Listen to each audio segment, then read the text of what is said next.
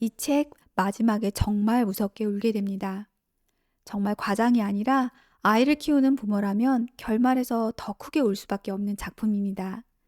처음에는 단순한 시간 초월 편지 이야기인 줄 알았는데 마지막 편지 한 장이 애써 붙잡고 있던 제 감정을 한순간에 무너뜨려 버렸거든요. 오늘 소개할 책은 중학생들이 정말 좋아하는 이꽃님 작가님의 세계를 건너 너에게 갈게입니다. 2016년을 살아가는 16살 은유는 늘 외롭고 공허한 아이입니다. 태어날 때부터 엄마가 없었던 은유는 엄마의 얼굴은 물론 이름조차 알지 못합니다. 아빠 송현철은 늘 무뚝뚝하고 차갑기만 하죠. 단 한 번도 손을 잡고 놀이공원에 간 적도 없었고 생일날에도 은유는 늘 혼자였습니다. 늦은 밤까지 일하다 들어오는 아빠는 집에서도 딸과 쉽게 눈을 마주치지 못합니다. 어쩌다 마주쳐도 놀란 사람처럼 조용히 자기 방으로 들어가 버리죠. 그런 아빠가 심지어 재혼까지 앞두고 있었습니다. 은유에게 세상은 점점 더 혼자 남겨지는 기분뿐이었죠. 반항심과 외로움으로 가득했던 어느 날, 은유는 아빠의 권유로 1년 뒤에 나에게 보내는 느린 우체통에 편지를 넣게 됩니다. 그런데 놀랍게도 1년 뒤가 아니라 바로 며칠 뒤, 은유 앞으로 답장이 도착하게 됩니다. 편지를 보낸 사람은 미래의 자신이 아니라 1982년에 살고 있는 또 다른 은유였던 거죠. 처음엔 장난이라고 생각했습니다. 하지만 편지가 계속 오가면서 두 사람은 정말 서로 다른 시대를 살아가고 있다는 사실을 깨닫게 되죠. 그리고 두 은유의 아주 특별한 우정이 시작됩니다.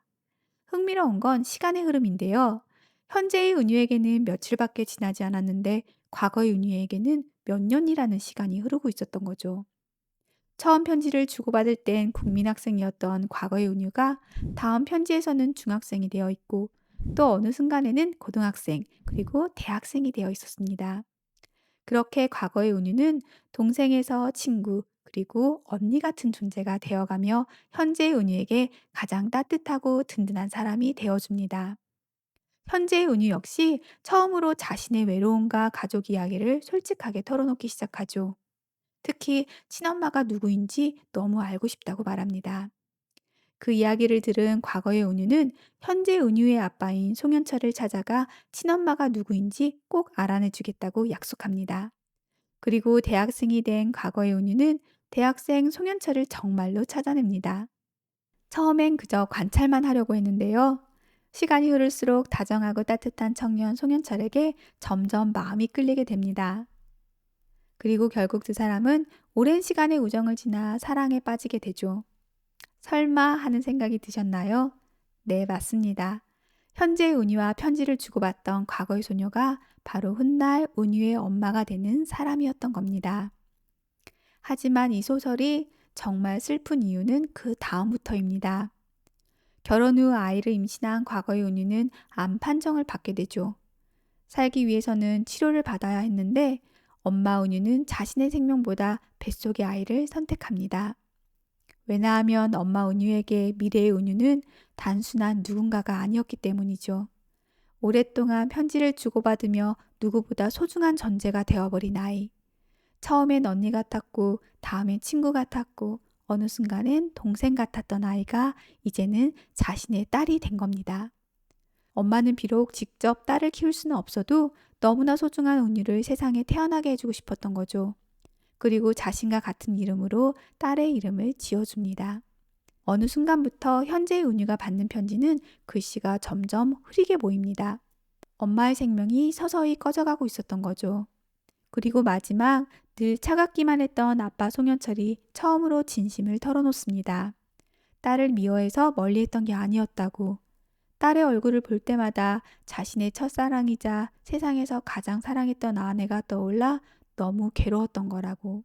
그동안의 차가움 뒤에는 사실 너무 깊은 사랑과 슬픔이 숨어 있었던 겁니다.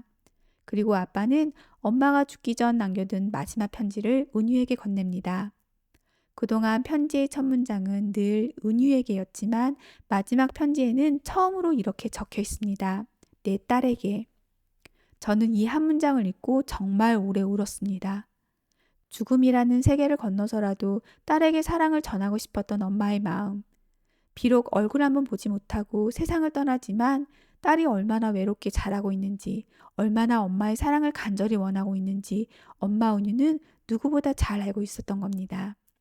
그래서 제목처럼 엄마는 세계를 건너서라도 딸에게 가고 싶었던 거죠. 책 내용 들으시니 어떠셨나요? 저는 이 책이 영화로 만들어져도 소설만큼 많은 사람들에게 사랑받을 것 같다는 생각이 들었습니다. 분량도 길지 않아서 부담 없이 읽을 수 있는 책이니 꼭 한번 읽어보시길 추천드립니다. 그리고 오늘 하루 자녀를 한 번 더 꼭 안아주시면 좋겠습니다. 엄마가 먼저 읽고 골라주는 필독서. 다음 시간에도 제가 먼저 꼼꼼히 읽고 찾아오겠습니다. 감사합니다.